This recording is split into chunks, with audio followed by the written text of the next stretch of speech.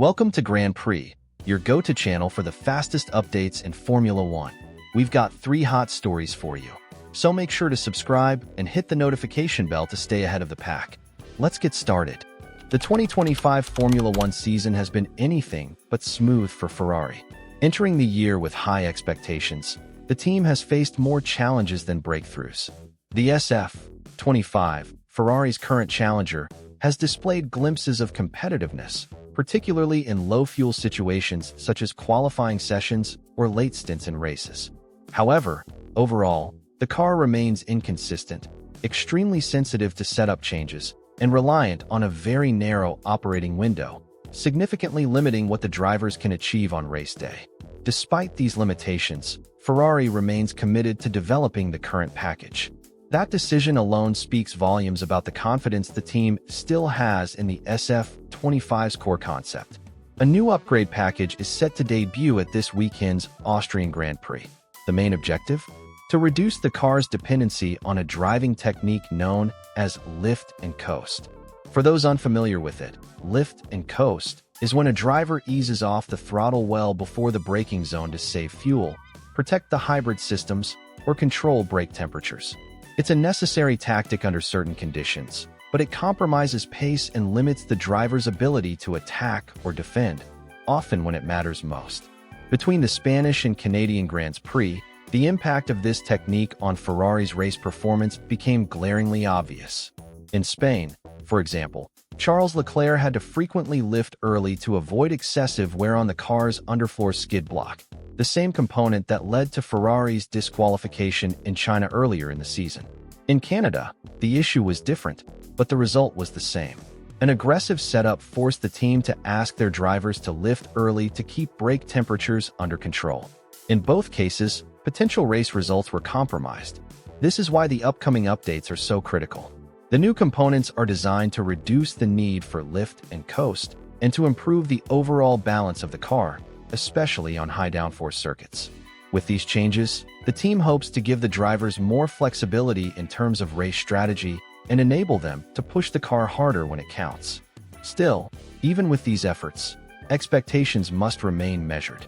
Some of Ferrari's issues appear to be structural and cannot be resolved overnight. Nonetheless, the team believes the gap to rivals can be narrowed in circuits that demand precise setups and aerodynamic efficiency. Meanwhile, behind the scenes, Ferrari has already started to shift some of its attention to the 2026 regulations.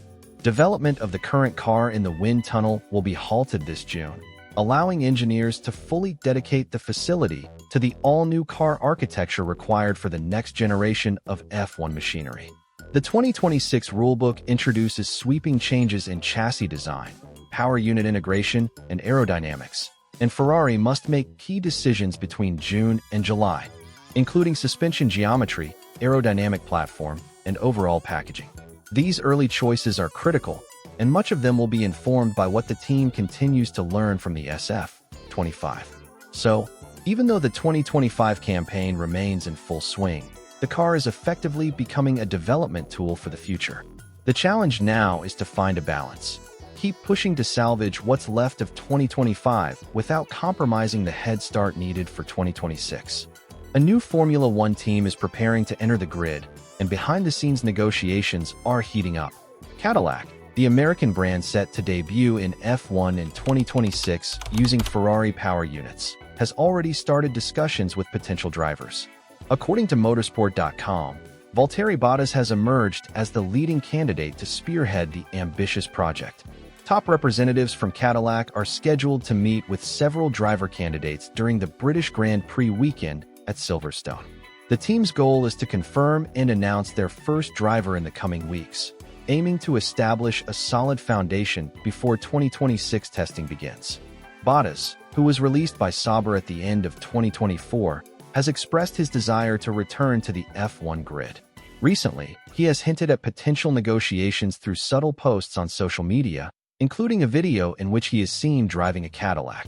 In the clip, he comments on the car's 2 seats and casually points out that both are currently free, a statement that many interpret as a not-so-subtle nod to Cadillac's upcoming F1 debut.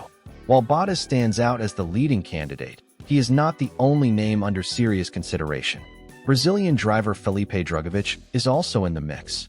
Drugovich has been a reserve driver for Aston Martin for 3 seasons and is reportedly eager to secure a full-time race seat. According to insiders in the paddock, he has turned down offers from other racing series to remain focused on breaking into F1. His persistence and consistent presence in the sport's inner circles have made him a favorite, particularly if Cadillac chooses to pair an experienced driver with a rising talent. In fact, this scenario, a veteran and a young driver, seems to be Cadillac's most likely strategy. Bottas would bring crucial race experience, technical knowledge, and leadership to a brand new team, while Drugovich represents youthful energy and long-term potential. The Bottas-Drugovich pairing would strike a balance between stability and future development, giving Cadillac a versatile and marketable driver lineup. However, there's still the possibility that Cadillac could opt for a duo composed entirely of veterans. In that case, Bottas and Sergio Perez could end up sharing the garage. Perez, who left Red Bull at the end of 2024, has been linked to various teams, including Cadillac, but his absence from the paddock in recent months has reportedly weakened his chances. Still, his experience, particularly in managing race strategies and high-pressure scenarios, could be valuable for a debuting team like Cadillac. Ultimately, the direction Cadillac chooses will reveal much about their vision for the future. Do they want to hit the ground running with a pair of proven race winners? Or would they prefer a mix of experience and fresh blood to build a long-term project?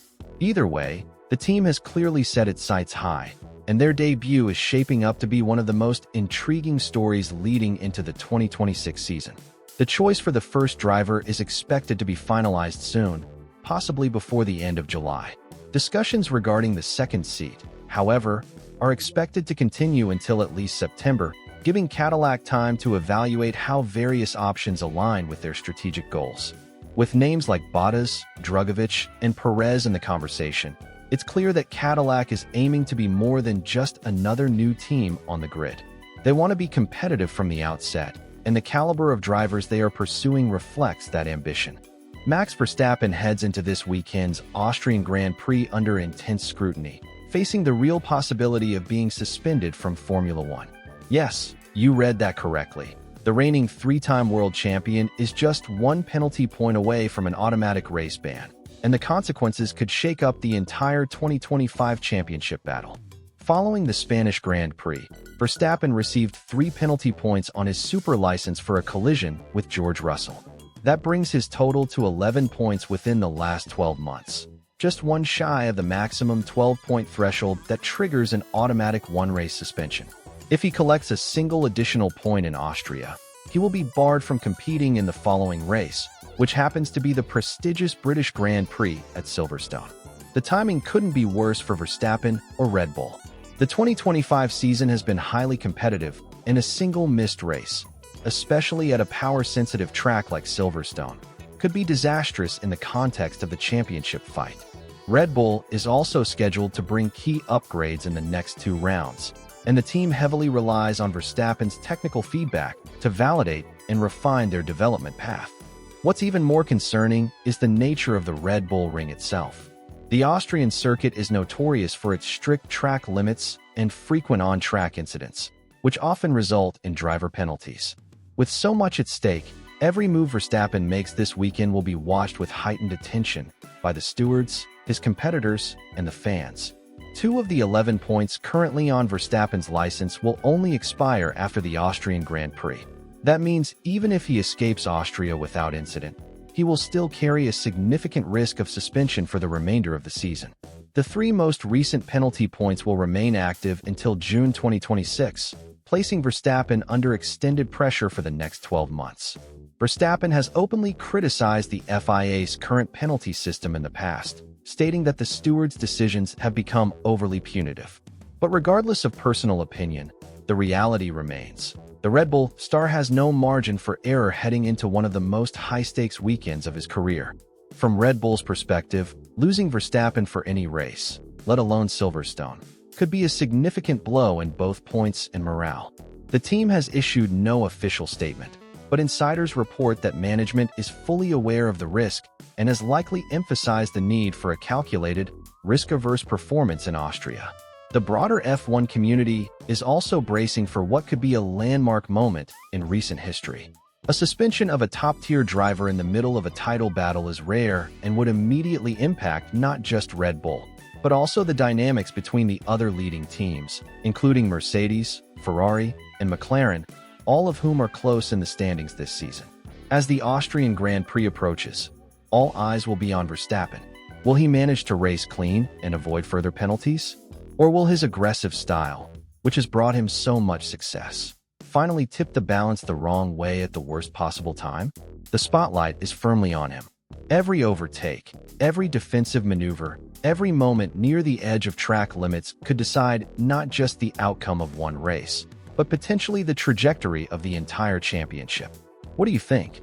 Will Verstappen play it safe this weekend to protect his place on the grid at Silverstone? Or will he continue to push the limits as always, even with everything on the line?